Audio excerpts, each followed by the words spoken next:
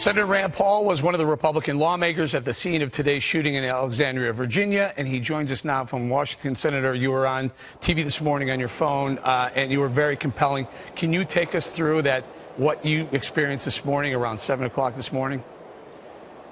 Well, you know, I'd just been up to bat at home plate, and they told us to take 5 cuts. And you know how it is as a baseball player. You sometimes think, you know, maybe my 5 cuts will be 8 or 10 cuts. But today I said, you know what, I'm going 5 cuts. And because I chose to do what I was supposed to do, I was walking away as the shooter was preparing. I walked over to the dugout, and Senator Jeff Flake from Arizona said, can I have a ride home or back to Capitol Hill? And I said, sure. I said, but I'm going to go 1 extra cut at the batting cages, which was yet farther away. So I walk a little farther out, and I'm putting on my helmet, and we hear a loud shot. And, you know, I live in Kentucky, so people hunt in my neighborhood, even in the bottomland around my neighborhood, so it's not uncommon to hear a shotgun. I heard a loud shot, and it sounded really close. But like anything else, you think, well, I don't know what that was, but we were just about to say, well, let's get started again. But then we heard 5 to 10 shots quickly in a row, and we knew something was wrong. And then we heard 10, 20 more shots, and probably maybe a total of 50 or 60 shots. At this point, everybody's ducking for cover, everybody's scrambling.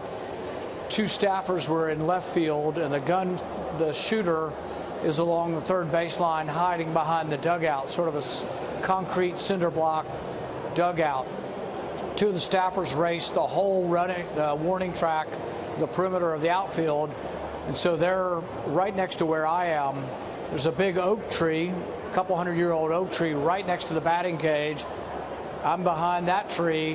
There are 2 staffers on the other side of the 20-foot fence. About this time, we see that the shooter shoots Representative Scalise, and he's down.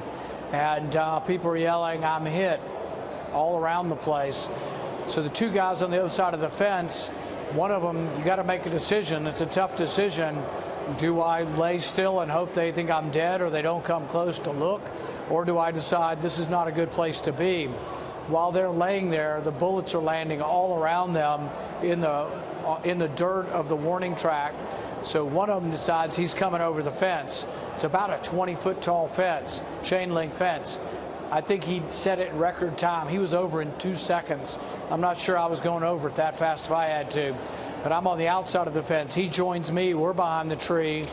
But at this point, we hear that he's changing magazines, loading again, firing again. And it's sort of like a killing field. All across the whole wide open field, nobody can get to Scalia. Scalia's down, but he's moving, and he's crawling very, you know, as much as he can into the outfield, although he's got a pretty significant, you know, gunshot injury, but he crawls about 15 yards.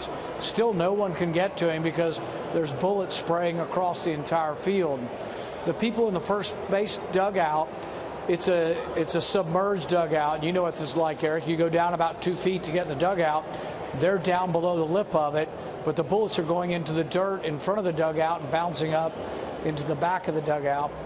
We hear at this point that the shooter seems to be moving, and it seems like he's going towards home plate, which means he's coming to the right half of the field where we are, where most of the players are, and fortunately where the Capitol Hill Police is located. So the staffer and I are behind the tree. We've got to make a decision. We got to run across a fairly open field, but in the opposite direction of the shooter, or we can stay and see what happens. But we sort of made the choice. We were unarmed, and nothing we could do against, you know, somebody with a semi-automatic rifle. So we decided to run at that point, and at about that point is where we start hearing the Capitol Hill Police, who are just amazing heroes, begin firing back. I found out later that they were both shot in the process.